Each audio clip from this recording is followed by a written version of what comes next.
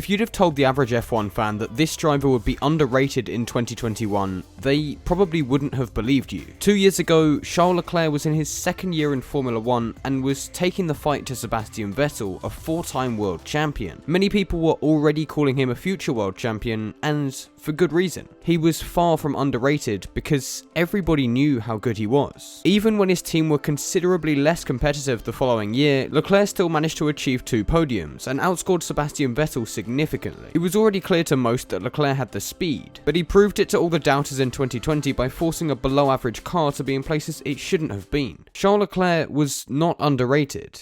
He was high caliber and everyone knew it. But in 2021, things are different. The problem is not that Leclerc is no longer any good, but it's rather that we'd been taking for granted his speed, so we were easily distracted by what was going on ahead of him. As well as this, there was a new driver alongside him in Carlos Sainz, so all the praise was being directed at the way he'd adjusted so quickly. Ferrari had also made considerable improvements over the winter break, which allowed them to be fighting McLaren for third in the Constructors' Championship, but at the same time it threw shade on the fact that Charles was still performing brilliantly. For a car that is comfortably 4th or 5th fastest at most tracks, its drivers could reasonably expect to finish between 7th and 10th. And Leclerc has only finished once above that bracket, at a track where his team were far behind the competitors due to heavy tyre wear. He's finished 4th or lower 5 times already this season, with 8 rounds still to go. He's put the car on pole twice, admittedly through some fortunate circumstances, but we can't take away from him the fact that he delivered a good lap first time out to grant him that result. But, as I've already alluded to, we've been so wrapped up in the Verstappen versus Hamilton battle that less attention has been paid to these results than should have been. And speaking of results, let's have a look at 3 of what I believe to be his best results this season. Firstly, we have the British Grand Prix.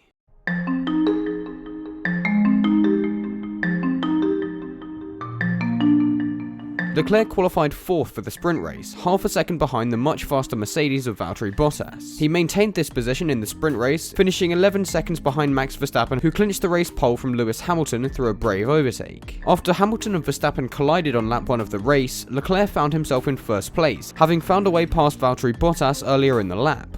Following Hamilton's penalty, Leclerc was leading with a decent margin before he was struck by engine issues. These problems needed Leclerc to manage a lot of settings on the steering wheel, and he managed this even facing the threat of Lewis Hamilton and his much faster car in the mirrors. Sadly, the race win was not to be, but even so, Leclerc came home in 2nd place, splitting the 2 Mercedes cars. Had he not been suffering from engine issues on Sunday, I genuinely believe he would have come home to win that race, in the 4th fastest car that day.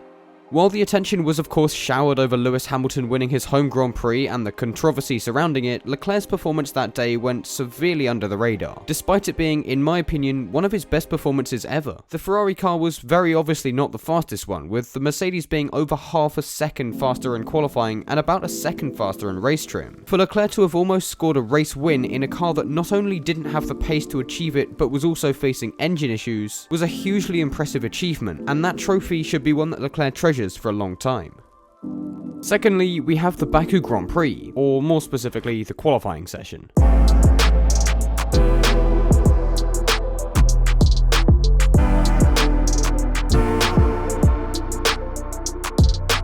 It was a testament to Leclerc's ability that the pole position he scored was not his first of the season, and the fact that it was done without the need for getting too friendly with a barrier made it all the more special. Of course, he was still essentially given the pole position by virtue of a red flag being thrown as his competitors were on faster laps, but ultimately his pole was granted by him being on the ball at the start of Q3 and getting his lap time in early. It was obvious to all that the Ferrari was not the fastest car that weekend, and again this issue was more prevalent in the race on Sunday. Leclerc was aware of this, and although he got a good start, it was only a matter of time until he was passed on Baku's 2.2 km straight.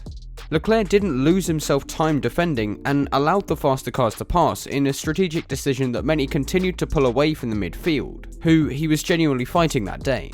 As a result, Leclerc achieved a finishing position of 4th, scoring 12 potentially valuable points for his team.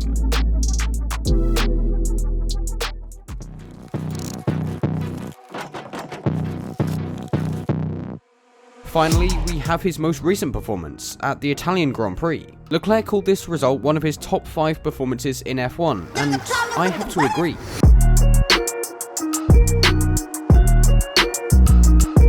Ferrari is still nowhere near to the level of engine performance they had in 2019, so they were expected to perform badly at their home Grand Prix. Sorry, their second home Grand Prix. For both cars to get into Q3 was a good enough result for the team given the circumstances, and although Leclerc was beaten by Sainz on Friday's qualifying session, he got past his teammate in the race and finished 7th with a margin of 4.5 seconds to his teammate. Charles was not done there though.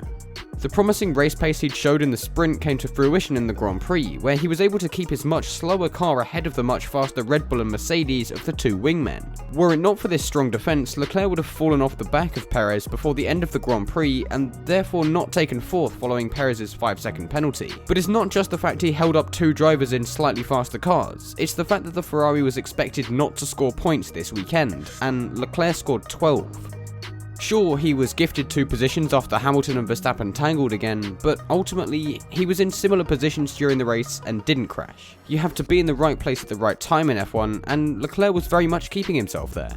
Crucially, Leclerc almost broke the serve of performance by doing so well in Monza. In the battle for 3rd, McLaren and Ferrari are both expected to have their strong tracks and weak tracks, so in order to beat one another, they need to ensure they score points on their bad days, which is exactly what Leclerc did. I genuinely believe that if it weren't for Leclerc and Sainz, Ferrari would be behind Alpine in the Constructors' Championship. We are criminally underrating both drivers, but Leclerc especially. He's arguably got the most challenging teammate of his career at the moment, and he's still keeping calm, bringing home results and overdriving the car, to the point that Ferrari could genuinely take 3rd in the championship this year. It remains to be seen how Leclerc will cope in 2022 and beyond with the new regulations and potentially a much better or much worse car than he has this year. But if his first 4 years in F1 are anything to go by, then we're in for a treat. Of course, calling someone underrated is entirely subjective, so while Charles Leclerc may be underrated in my mind, he may be overrated in yours, and that's exactly what the comment section is for. Regardless of whether you agree or disagree with my opinion, I would like to hear your thoughts in the comments, so we can all have a friendly discussion. Emphasis on the friendly. But yeah, thank you for watching, subscribe if you're new, and I will see you all later.